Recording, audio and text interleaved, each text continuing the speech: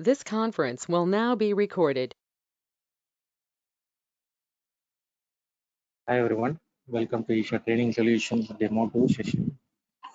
So in the Demo 1 session, what we did is that we saw the topics that we are going to cover as part of this course journey. Right? So today we'll see certain topics and then one practical example in which we are going to learn things, right? That is also we will see today.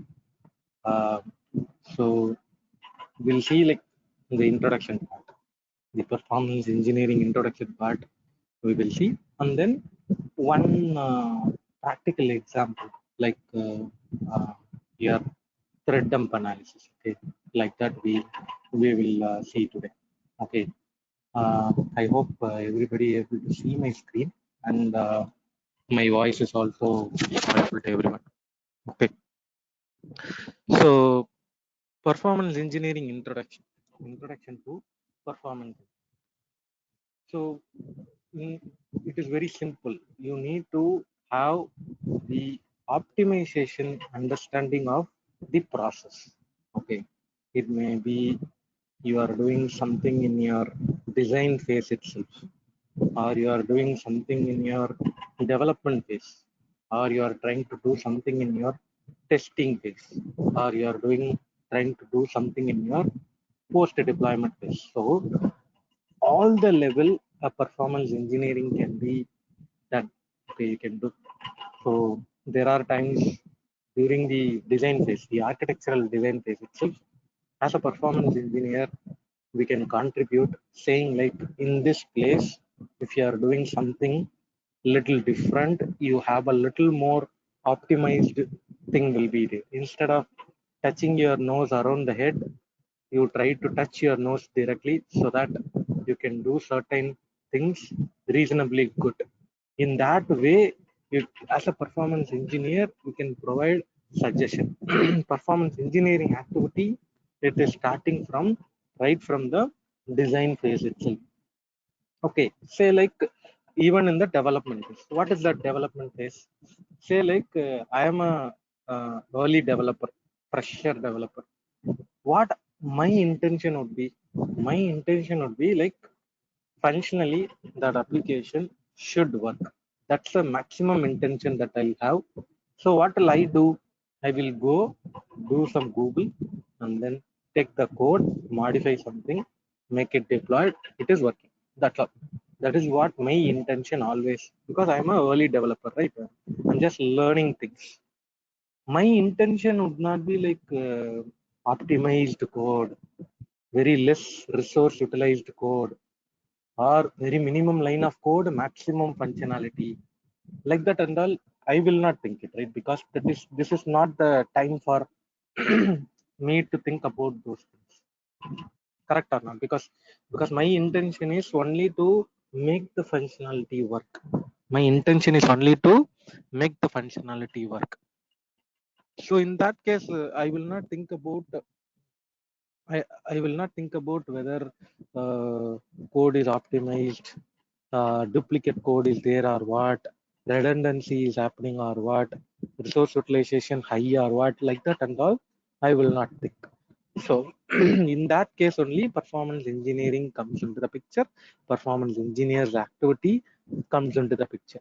Okay, so uh, um, performance engineer can understand what is the functionality, in what way the code has been written, and then in what way we can optimize the code, in what way we can optimize the code, minimize the code, how differently we can use certain logic to make this application work optimized.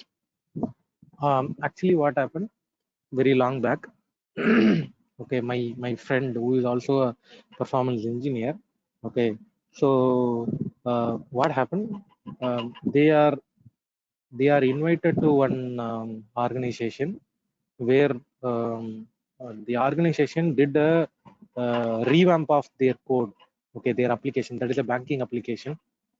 What happened, actually that bank, every month they will do the full and final settlement, right? Month end activity they will do. that time what happened, they used one VB.NET application, which is a very old application stack, VB.NET application stack.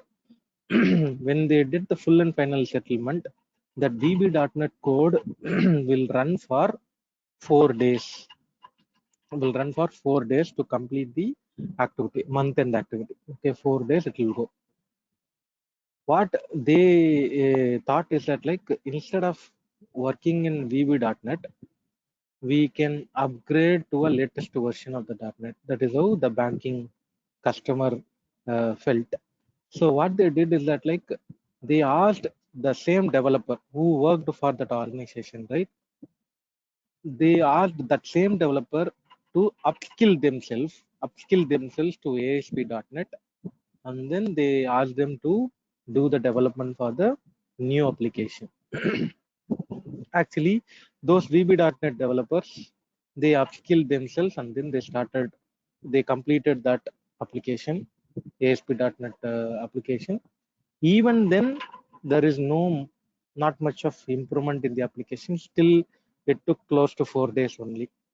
Then only they invited my friend who is a performance engineer, right? They invited him for that application assessment. What happened?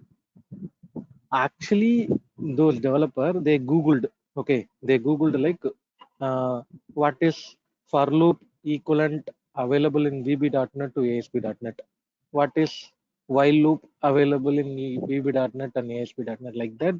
They searched the equivalent code that is available in VB.NET and ASP.NET, and they did the development.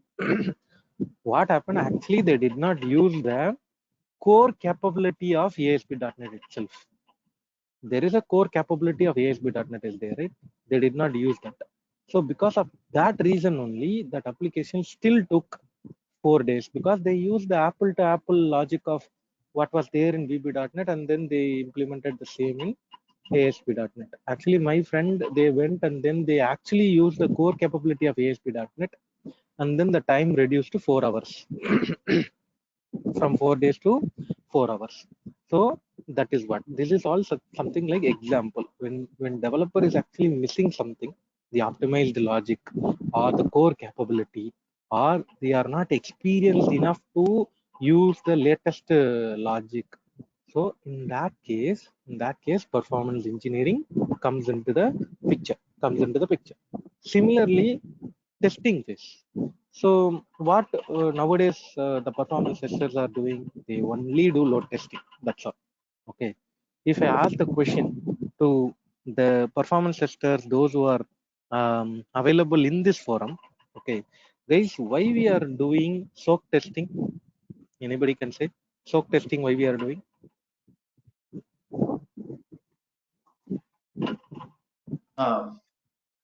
We'll check the any memory leaks happen during the soap test. Like Wonderful, wonderful, Kiran. Yeah. So to check the memory leak only, we are doing the soak testing. Actually saying, we are not actually doing it in many organizations. We are not actually doing the soak testing at all. In lot of organizations, they only do load test. That's all. They only do load test. They will not even do extra testing like stress testing, scalability testing, soak testing, so-called endurance testing. Okay, like that we are not doing because of the timeline pressure. That is different. But actually, you should do those type of different testing. Then only you can identify, is there any infrastructure problem, is there any memory related problem, is there any scalability related problem, is there any code level problem. Like that, if you wanted to understand different combination of problem, you need to have a different combination of test types. So actually we are not actually doing. So that is also a performance engineer can help you out, or interact with the performance tester, so that they can get that clarity. Even they can educate the customer, saying like, if you are not doing so and so test type, uh, uh, you will not identify memory issues, or infrastructure issues or scalability issues like that, you can inform the customer. Okay, so testing phase also performance engineering activity, you can do it. Okay, you need to understand with the current load, with the current infrastructure, with the current code, what is actually happening. Okay, if the change in code, change in infrastructure, what is happening. So that is where the workload modeling, all those things are comes into the picture. Okay, Little's law also comes into the picture. So nowadays, what is happening? If it is an existing application, the code is already there in the production. At least you will have certain understanding, number of user who is accessing your application, throughput, transaction per second, all those information you will have it. But think about if it is a new application. If it is a new application, I'll ask this question to everybody also. If it's a new application, how you guys are approaching with respect to load, with respect to transaction per second, guys? If it is new application, how will you approach?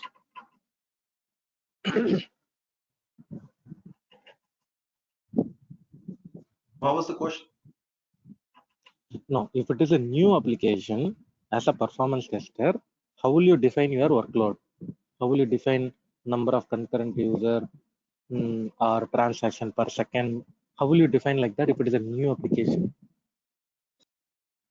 Yeah, maybe if there is any business analyst available for this project, then we can understand what are the main business scenarios for that application, and also we can do some smoke test so that we can come to know the baseline results.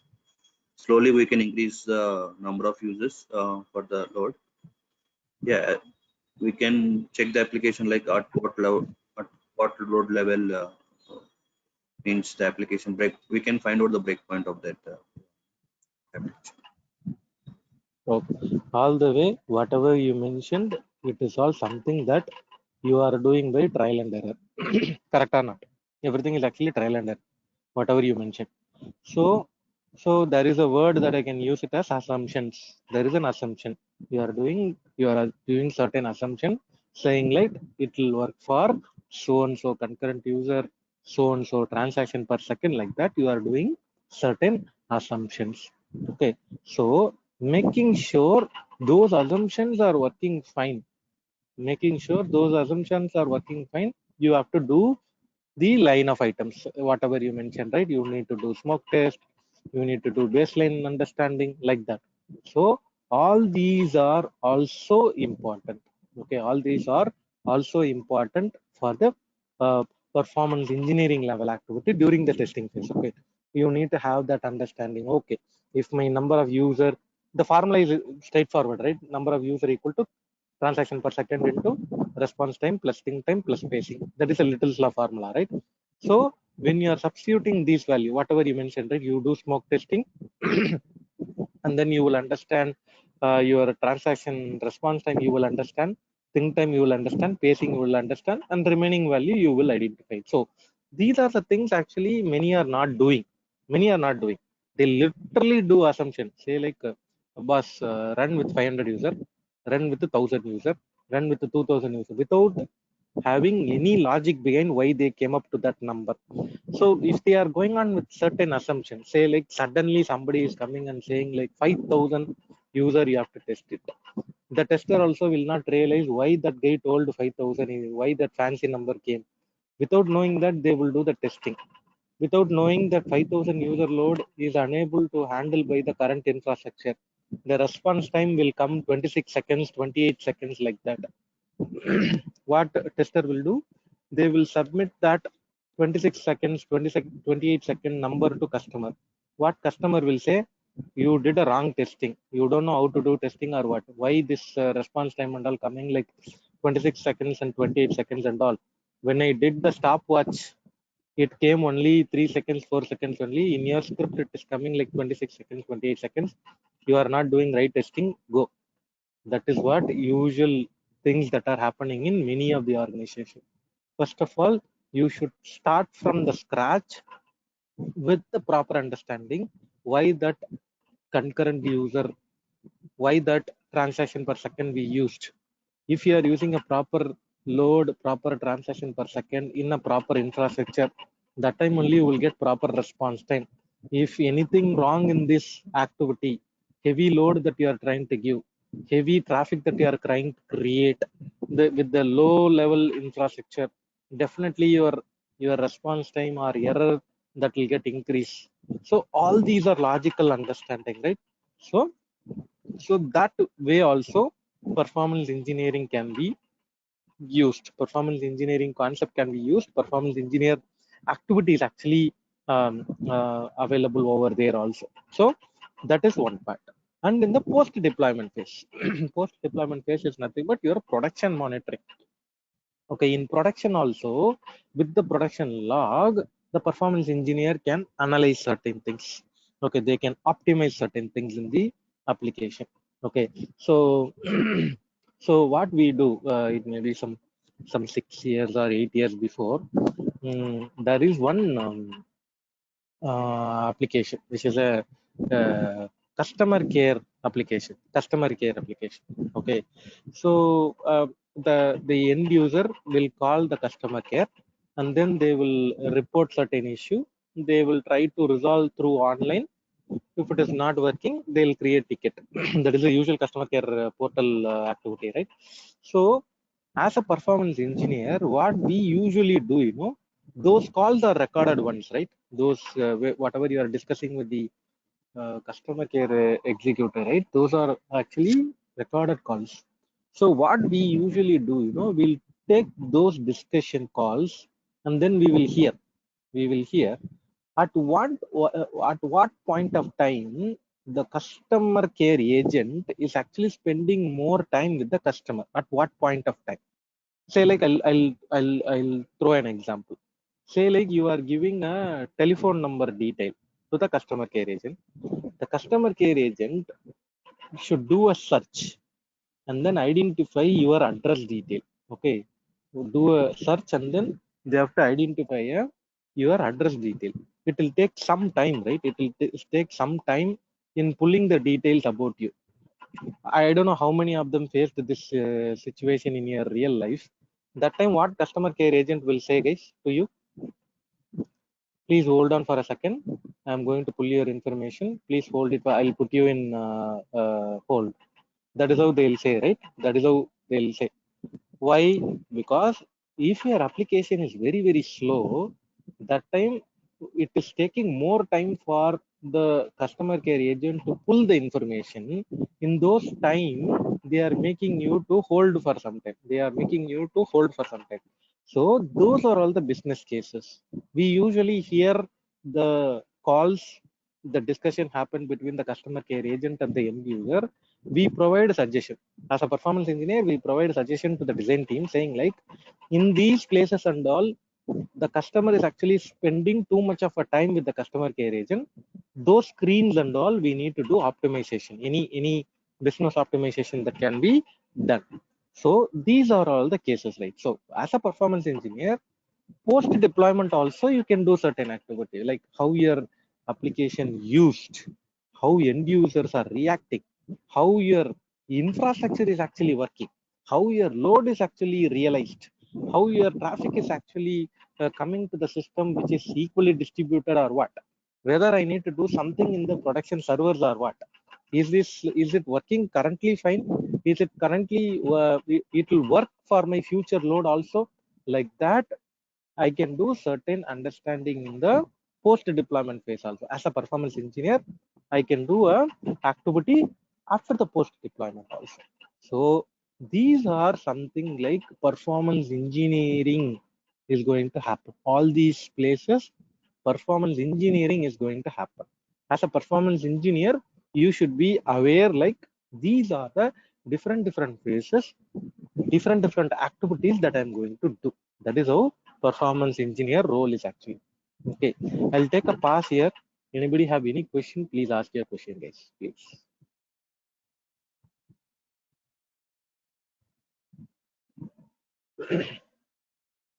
So what does a performance architect do? See, it is all role only, Hamad. Okay, in certain organization they'll call it as architects. certain other organization they used to call that as consultants. Okay, but everything is actually the internally. If you go, everyone is doing the same thing. Maybe the architect term is used for development architect. Okay, development level performance engineering activity that we are doing. Consultant are those who are testing level fine tuning that you are trying to do. Performance engineers are actually across. Performance engineers are basically across. Now they are calling it as DevOps engineers, right? Yes. DevOps engineers, combination of everything. So it is all organization to organization. They are maintaining a different naming convention. That's all. So other than that, internally, if you go and read the JD of each and everybody, it is quite a similar activities would be there. Makes sense. They, now they also have SREs, site reliability Yeah, engineering. site reliability engineering. Yeah. So that's what. See, what is happening, it is something like if you use a term called the driver, you will feel little low. If you are using the term called pilot, you will feel little more better feel, right? So that's the way. It is ultimately both are doing the same activity, but the term that we use a little fancy, fascinating, and based on the technology growth, people are using different names also, like DevOps engineers or site reliability engineers, like that. Their terms and terminology is little different, but internally, if you see, the same person who worked from year of 2000 to 2021, those who are in the field, I'm saying, 2K from 2K to till now, the same activity only will be there, but in a different job role they are doing that activity. Okay. Makes sense. Thank you. Yeah, sure. I have one question. Like as you said, like performance engineer will come for an existing application, like the end. Like let's say if it is a new application, where and what the roles and responsibility of the performance engineer? Yeah, see, maybe there is a different line item is there, but for your question, I'll ask you, new application right from the beginning, during the requirement discussion, is there, right? That from that place itself, performance engineer can contribute. Okay, because even I work for one telecom based application. There is a business analyst team will be there. Okay, and they will discuss their requirement with the they'll discuss their requirement with the development team. Okay, that time, as a performance engineer, I also usually will join. So what will happen, this business analyst and this development team will only discuss about the implementation challenges. Okay, if I do this, how will I implement? If I do this, what will happen? Like that only they will discuss. But they will not discuss like, if I implement this, how many screens that I'm going. If I implement in other way, whether I can reduce the navigations or what. If I do it in another way, whether I can reduce the button clicks or what, like that and all, they will not think. Hope you understand what I'm saying. So Okay. that is the optimization thing a performance engineer will think about. Actually, they are supposed to think. Okay, so because You're telling functional optimization, right? this is, you call it as functional or you call it as design level change or whatever. Architecturally, I'm saying. Architecturally, I'm saying. But fundamentally, say like, instead of, say like, I had one application. I need to travel to, say like, I don't know, you are realizing this and all. There is a telecom based company. The telecom based company is having a um, what they will have, phone line, set-top box line, and then phone, set-top box, and then TV. Okay, so these are the products that you can get it from them. Actually, that application is designed in such a way, if you wanted to get phone, you have to go to the first tab, you have to go to the second tab for set-top box, you have to go to the third tab for TV, and then you have to go to the further tabs, and in the sixth page or seventh page only you can do the order submission. Sixth page or seventh page only you can do the order submission. Say like, I logged in your application with the mindset I'm going to only get phone line in your application, only get phone line. Do I require to travel to all the 6 screens? Yes, not make sense. Not make sense, because I came in the mindset that I only wanted to purchase phone line. So what your design change should be, if I put it by the selection of phone in the first screen itself, then straight away I have the provision to go to the last screen to complete my order. I don't want to go to second, third, fourth, fifth and all. So these are something I'm saying.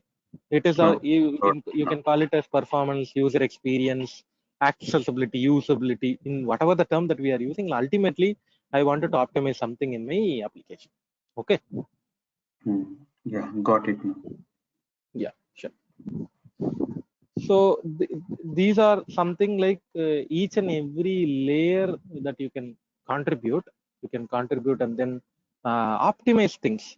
So why I'm saying like optimize in the sense like say like one application is there for 15 years. One application is there for 15 years. Do you think like an external person can come to the application directly and then optimize that application in a day or two?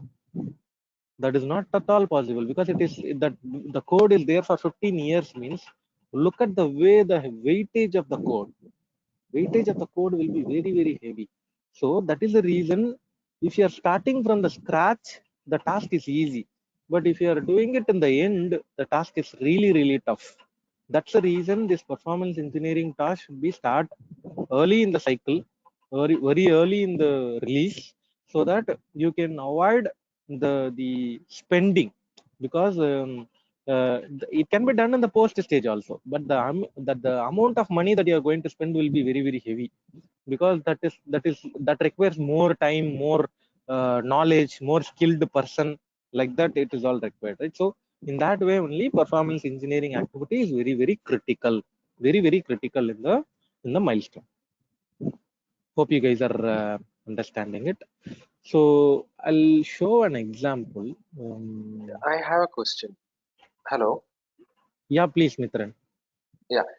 See, actually, so my question is like just like the previous candidate asked, right?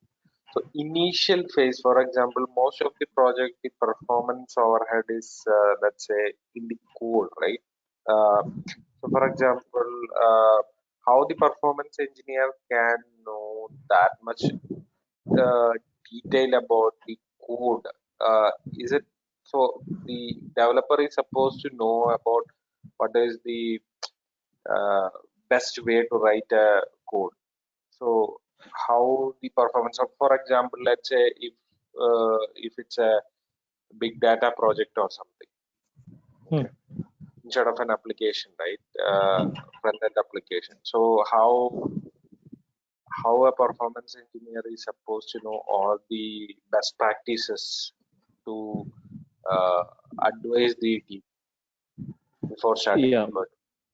Yeah, good question, Mitra. So that is how this course content, what we did is that like performance engineering is like a ocean. Okay, you may be contributing in the development phase, in the testing phase, in the DBA space, in the UI development phase, in the log monitoring phase.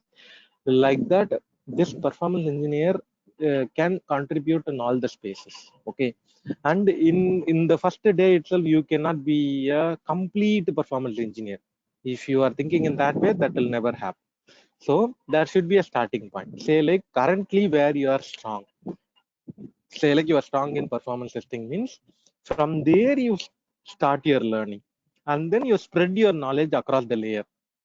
Okay, you start your knowledge in one space, making very good understanding of that space, and then you are expanding your knowledge to development side, expanding your knowledge to DB side, expanding your knowledge to UI development side, expanding your knowledge in infra side. Like that you need to expand, but ultimately you have to expand, and you need to be knowing like the Java, JavaScript or whatever. Like that you have to slowly increase your breadth of knowledge, but it is not like day one itself you have to do it or what. No.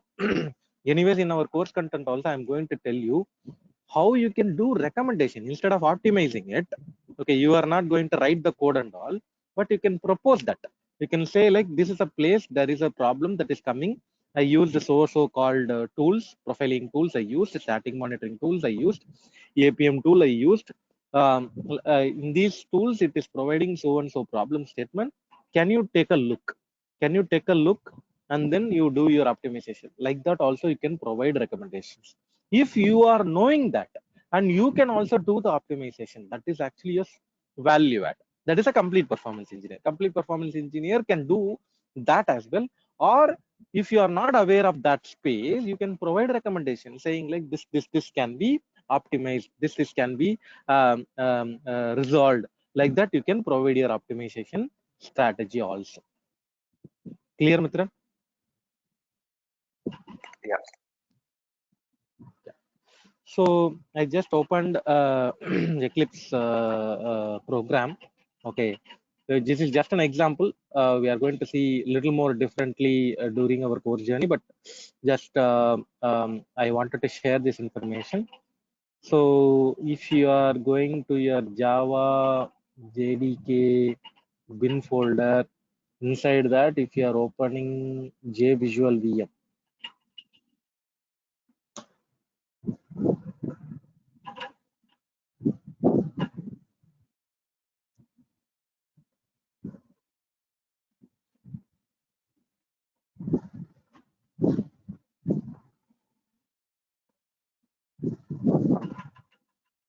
okay, say like if I, so this JVisual VM, the core capability and all I'll explain during the session.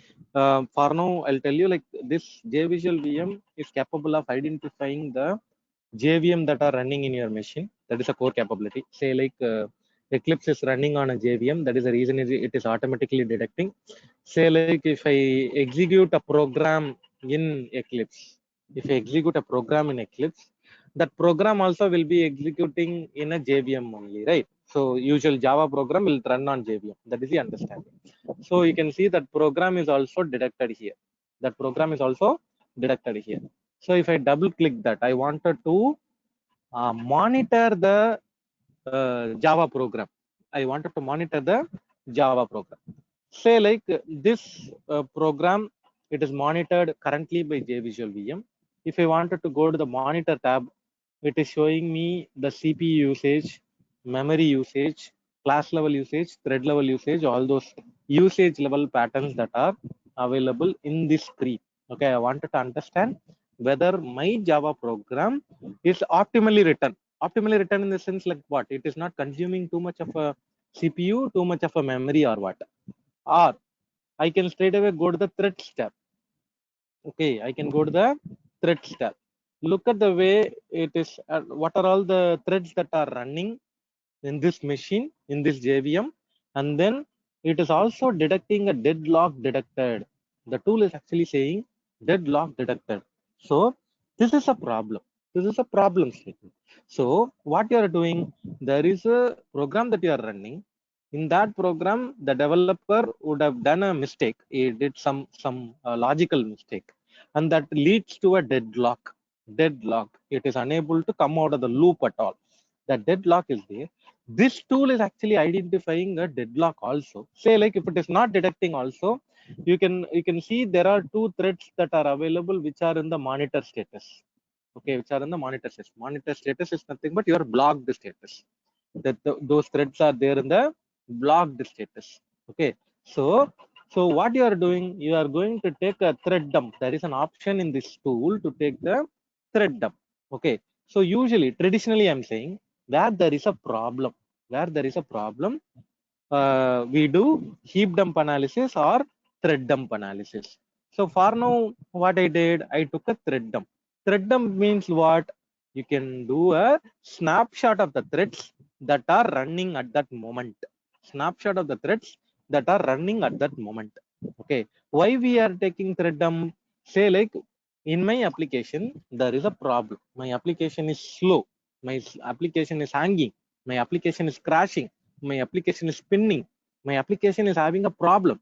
That moment of time, I'm going to either take a heap dump or I'm going to take a thread dump to analyze what happened to my application. So my application is actually hanging now means that time I'm going to take a thread dump saying like what are all the threads that are running at that moment, whether any observation that I'm getting for the reason for that hanging or what. So now if I take the thread dump, if I go through the status of each and every thread, say like initially it is saying runnable, okay, it is running, okay, and then if I scroll down, something it is saying timed waiting, runnable. So these are blocked threads. These are blocked threads. So blocked threads means what? It is actually blocked for certain reason. It has to come out. Then only I can do certain activity. Say like I am Saravanan. Actually, I am giving a printer to a print to a printer. I am giving a print to a printer. In the meantime, Kiran is also giving a print to the printer. Second, Mithran is also giving a print to the printer, and then Hamad is also giving a print to the printer. What will happen, guys, in this scenario? What will happen in this case? Your threads will be queued up until the next available runnable is. Fantastic. Unless and until my printing activity is not completing, Kiran cannot take it. Kiran's activity is not completing, Mithran cannot take it. Mithran's activity is not completing, Hamad will not take it. So that printer is currently blocked by whom? Blocked by Saravanan. Okay, so I blocked it. I blocked that resource. So you need to take the one that I took it is actually a one thread dump. Right? Usually we have to take 3 thread dump or 5 thread dump to analyze this thread is there in the same blocked status for 3 thread dump or 5 thread dump or what. If it is released very quickly, no problem. If it is released in a fraction of second, it is not a problem. But it is there in the blocked status for longer period of time. That's a problem. Then you need to investigate what is the problem. It is saying deadlock program Java 27th line. There is a problem. You need to go and look into the program, which is a 27th line. This is a 27th line.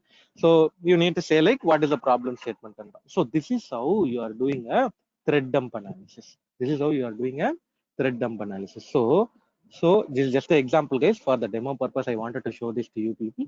So this is how we are going to learn each and everything.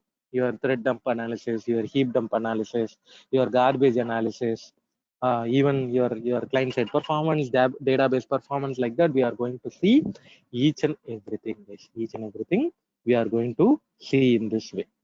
So those who are interested to proceed with this course journey, please reach out to Kumar sir. This is Kumar sir number 80199524227.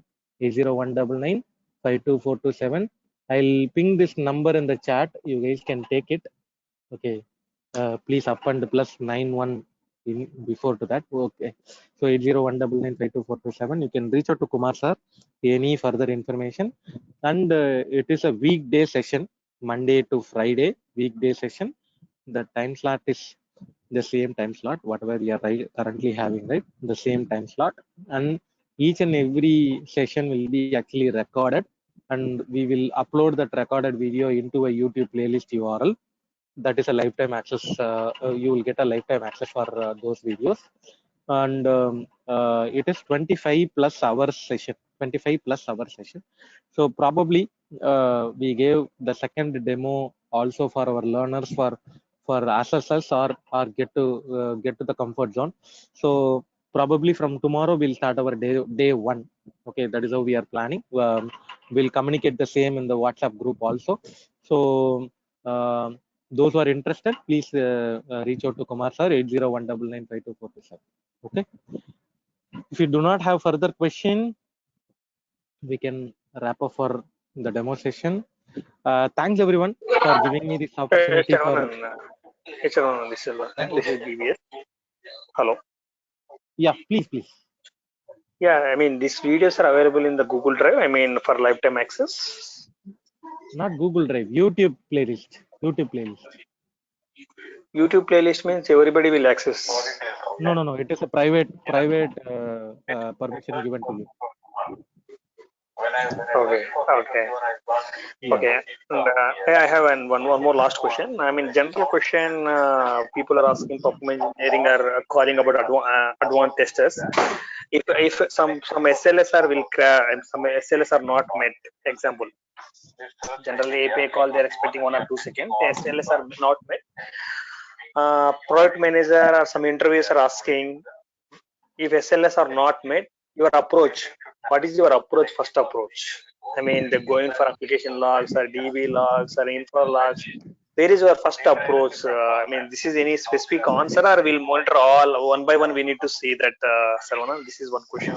So, see, this is something like which tool you are available with. Based on that, your approach would be okay. Say like if you Example, are like having, say like that if you are, JMeter and Java applications. that's what I'm saying. The JMeter, Java application and all, it is like whatever the number you are getting, you will not get the split up of each and everything. Okay, what tool that I'm saying is like APM tool or profiling tool or static monitoring tools like that. You have different tools will be there. Like if you are having Dynatrace or App Dynamics kind of a tool, straight away you can understand like is it something on application layer, is it something on DB layer, it is something on your infrastructure layer, like that you can easily understand it. So the answer is, first of all, based on the tool set that we are having, our approach should be, and if it is APM tool, you will analyze layer by layer. If you are having a profiling tool, you will take the source code of your application and then run your application once, and then try to understand where which method, which class, which object that you are spending more time. That can be done using the profiling tool. If you are having a static monitoring tool, you will have only a high level understanding will be there. Okay, so like that you have to clear. Yeah. And one more last question. Maybe during the course, this question may be understood perfectly. But as of now, I'm asking before doing advanced testers, do the load test. Can we understand how many connections and how many DB sessions? This is important. Maybe some of the developers and DB guys not answered perfectly. How can you ask these questions? How many HTTP connections are there? How many DB sessions? This is a mandatory to ask questions or not required? This is my last question. No, it is not that mandatory thing. But for DB connection, say you feels like your JDBC connection is having a problem. First of all, your investigation straight away will not go to the connection. You feels like there is a problem with your DB. Your initial analysis is saying like there is a problem with the DB. Means that time only you are going to look into the DB connection side, DB infra side, DB CPU, DB memory, like that. You are going to do the investigation. That time only those are very important. For the straight away investigation, you are not going to think about connections and all.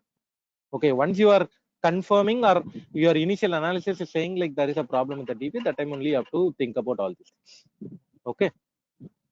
How many need HTTP connections are required? If you increase the more users, maybe straight away connections are any locks.